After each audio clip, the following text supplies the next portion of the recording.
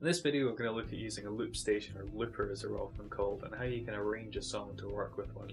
Now, I did the Streets of Rage looper cover a while ago. I kind of wanted to follow it up with a case study on how I did it, and there's another few songs I've got that are like looper arranged. I've not got around to recording, so I quite want to get those on the go as well. So as a starting point, you can think of a set of rules to do with using a looper.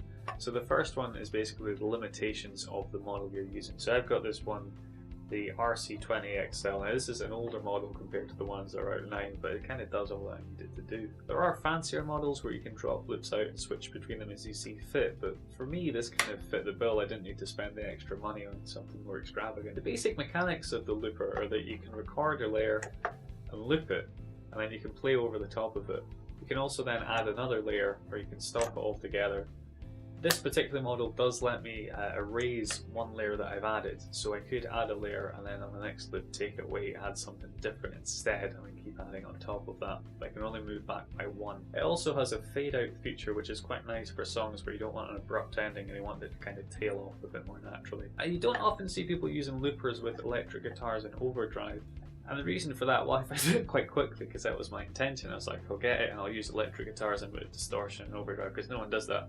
The reason is you need two amps to do that effectively. If you do it with one, you just get this horrible kind of like mushy sound that the amp's getting too much noise and too much information. It doesn't know what to do. So if you do want to use a looper with an electric guitar and some sort of distortion or overdrive, I'd highly recommend getting a different amp and also an amp switcher so you can go between them. One for the looper and one for you. Another crucial factor of making a looper work is that you've got to have a good sense of timing, or at least a good enough sense that you can get away with it. If you cut a loop short or too early, it's going to jar. And if that's the first loop, you're going to have to redo it because the whole track is going to fall apart instantly. At this point, it's probably worth pointing out you could play to a click, or you can use this one for example as a guide feature. It just does this kind of kick drum and there's a few other beats you can put in. But I find it a bit overpowering and it kind of takes away from the nuances and the subtlety of just having a guitar by itself. To navigate around this issue, you could actually play a click with like a metronome or something, but just have the a headphone in your ear. That way no one else hears the beat, but you know where it is, and it'll be much easier to keep in time. So provided you make a note of what tempo you're playing the songs at, that's probably quite a good method. Provided you can tolerate the incessant beeping of a metronome in your ear. I suppose the alternative would be to flip it out after the first loop so you don't have to keep hearing it. The metronome will still be going, but if you don't have the earplug in, who cares? Another really important thing people often don't mention about loopers is you need to let the chord or note ring out. So the first loop that you're laying down, the kind of foundation, the backbone of the track, let it ring into the next part, because if you don't and you cut it short, you'll have this really weird jarring of it. You'll be missing like a 16th or a 32nd from the bar, and it'll just throw everything off. The next thing to consider here is the actual song choice. Once we go past all the technicalness and all the kind of nonsense around it, what can you do with it? So ideally you want a song that has a kind of cyclical chord progression, one thing all the way through, or something that doesn't change too much. This way you'll be able to do a recognizable version of the song without having to adapt it too much. Well, part of the charm and joy of using a looper is that you do have to kind of chop and change things and make your own version of a song. From a personal perspective, I prefer to do something with a relatively short chord progression. Now this can work in contrast to other things as well. So for example, I've done something like Fly Me to the Moon before, and that's got quite a long chord cycle before you get around going to a verse and a chorus and then looping it from there. And then you can add the melody on top of it. It's got a nice kind of slow build. But generally I prefer things to be a bit snappier. And this is a slight gripe I have with loop stations in general. A lot of the time, for me, people will go around loop too much before adding to it. And as a listener, I just start to lose interest in it. Now this is okay if it's background music and if you're in like a coffee shop or whatever and you don't want people to kind of pay attention to it. But if you want it to be a bit more striking, I find it's easier. But again, this is just a personal thing. It's totally up to you how you do that. I just want to outline my own approach. Another really cool feature that this has is a thing called auto start. So what it means is as soon as you start playing, it'll start the loop. Without this, I'd find it pretty much impossible to do loops accurately. So for me, that's a really vital thing. You do need to be a little bit careful. If you've got the level set high on your guitar and the level set high here on the input, there's a good chance that something as simple as brushing the strings will actually set off the auto start.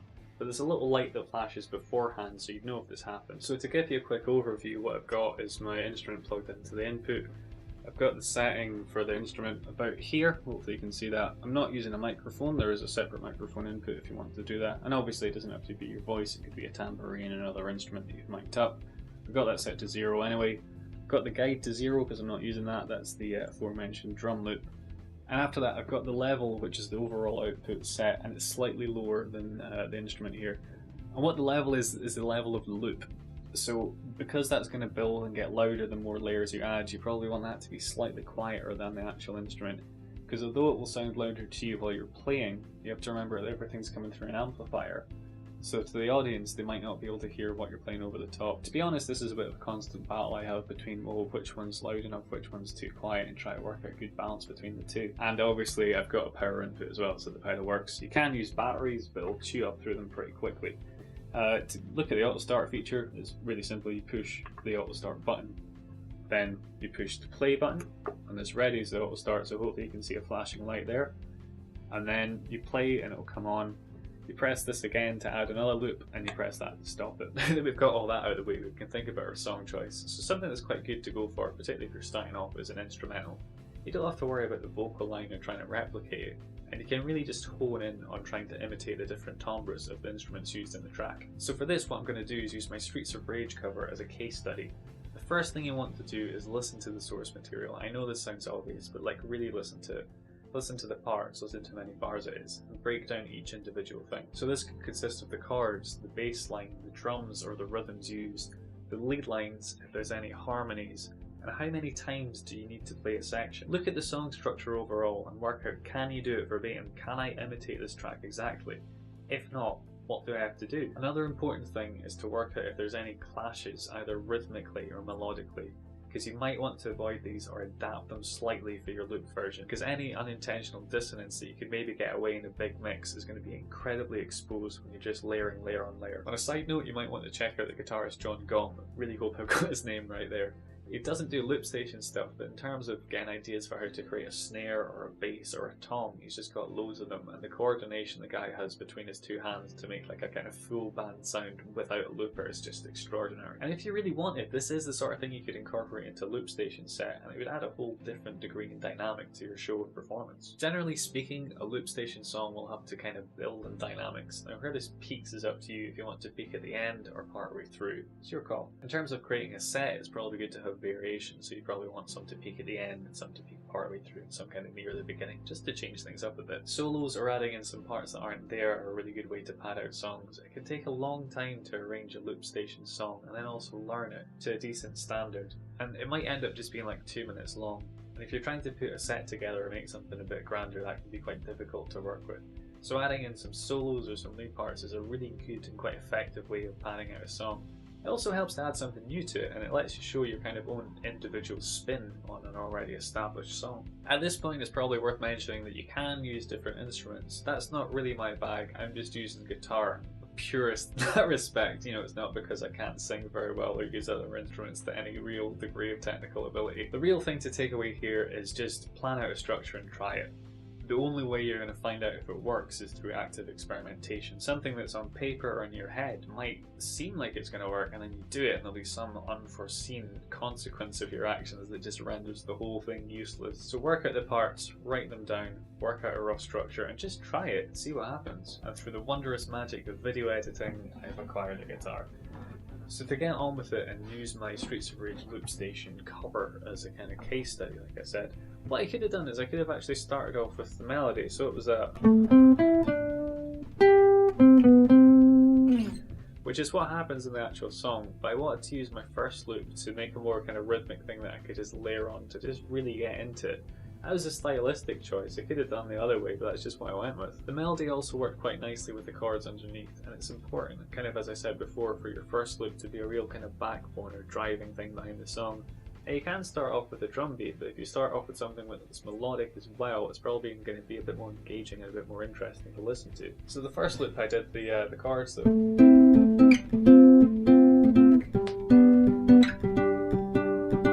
I used my fingers for that because I could get a better sound. Like if I use the pick, it's sloppier and it's not as controlled. I can get much better. So that's something you want to think about as well, is like, are you going to use your pick or your fingers, or how are you going to use your tools you have at your disposal to get the kind of best sound or the most accurate sound. After I'd laid down the initial loop, I then went straight to the drums. So for my kick, all I'm doing is sitting here. And I want to point out at this stage, all I've got in the guitar is the kind of standard pieces in the bridge. This is just like an electroacoustic, there's no microphones or anything built in. I did have a room for the mic as well and the noise from my amp coming through, so I could kind of mix the two together because I was just taking a line out from my electroacoustic. And between those I managed to get an alright enough sound to mix together. But the main point there is that you don't really need anything particularly special to make the kind of drum kit sound, so you can get away with just having a piezo, or if you just have one of those pickups that you put in there, I'm sure you can use that as well. I started off with a 4-bar loop, and this is because I knew this was the minimum amount of bars I would need to put the other layers over the top. The reason I knew this is because I went through the song, I looked at all the parts, worked out how long they were, and arranged the song accordingly. So like I said, all I did for the kick drum was this, and all I did for the snare was that. At this point it's probably worthwhile highlighting that it's good to be able to cradle your pick in between these two fingers. I don't know if you can see that. A bit like that, or you know, in between here or here, whatever's comfortable. So you can switch between pick and fingers, or also be able to put the pick in your mouth so you can do that sort of thing. Have, you know, the coordination to do that. I did the kick and the snare in the same take because I could, but you might notice that I did a simplified version of the kick, and that was because the complete rhythm was too difficult to do in one take without it sounding too sloppy. And that's an important thing to remember. You can adjust the song to your technical limitations as well. You don't have to follow it verbatim, you can drop and add parts as you see fit. And often using what you can and can't technically do is a good way of actually structuring the song and putting it together. So far in the song I had my little chord thing. I'd looped that, I played the lead line over the top of it. Following that I added in the kick and the snare.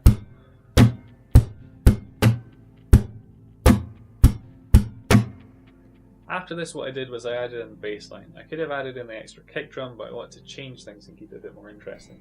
You might notice that I was kind of playing here and playing with my thumb. And the reason I was doing this is if you play exactly above the octave on a note, so for example I'm fretting the 3rd fret down here, but playing at the 15th, you get this really distinctive, almost kind of like cello-like sound. Like if I play here, to here, to here, you almost get an extra harmonic or something. And the bass line just went.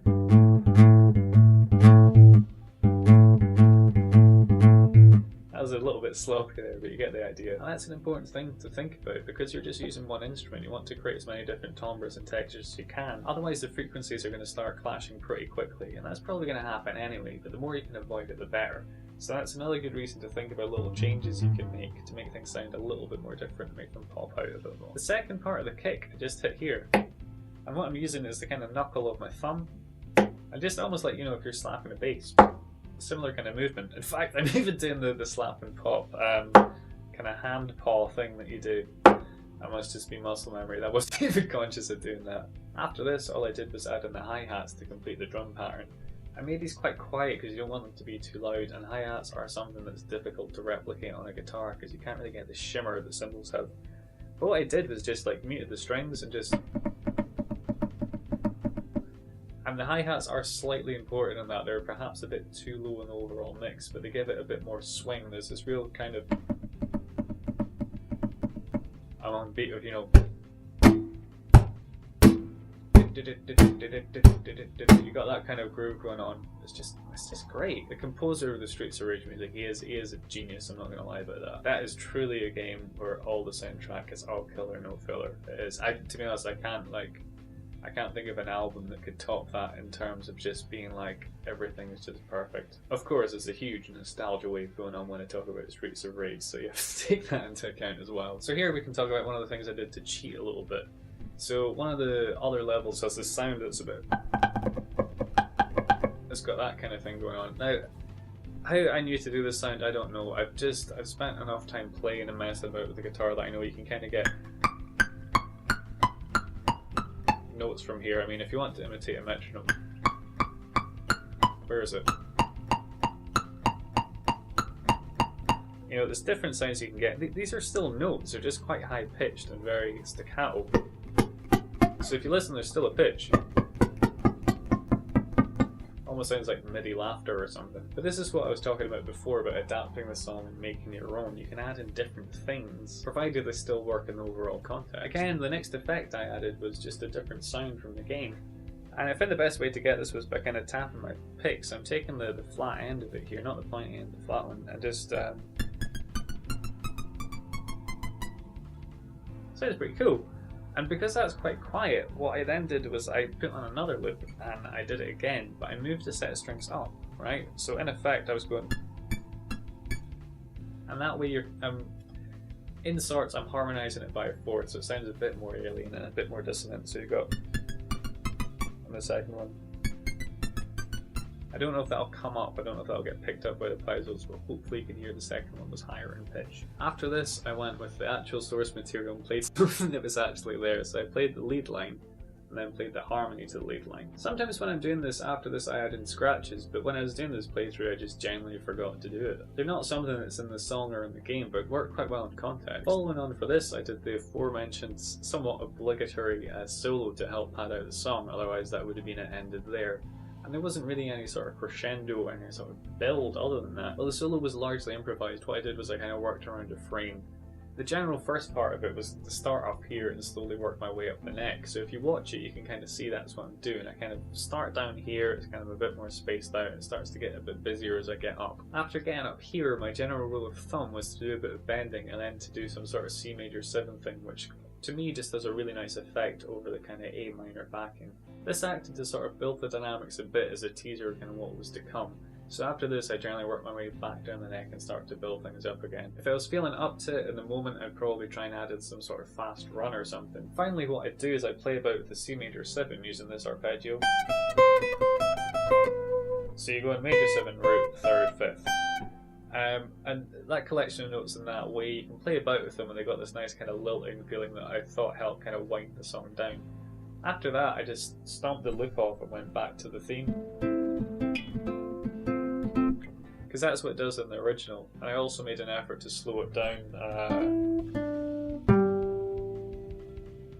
just to make it sound a bit more authentic. It also helps with the overall dynamic that I was talking about earlier. So for me, the peak is probably that kind of speed run I did, or the bend after the speed run, and the solo all kind of builds up to that point and then kind of starts to calm down a little bit. The loop is removed, goes down to the guitar, and then I slow it down and stop. Now there wasn't an awful lot of me actually playing in this video, but I thought because I already had the Streets of Rage loop thing, you can just look at that as an example. And as I mentioned before, I'm planning to do a kind of series of this looking at different songs in slightly different ways. So on that note, if there's a song you'd like me to look at, please leave it in the comments below, and what I'll do is I'll try and do like a diary of how I'd approach doing the song if I think it's a song that I could actually work with in terms of using a loop station. Cool, as always, hopefully this video has been useful for you guys. If you'd like things to be a bit different and kind of help me guide the content towards something you're more interested in, please leave a comment below and I'll try my best to do it. To do the usual housekeeping, it's very much appreciated if you like, share, comment, subscribe if you feel so inclined. Cheers.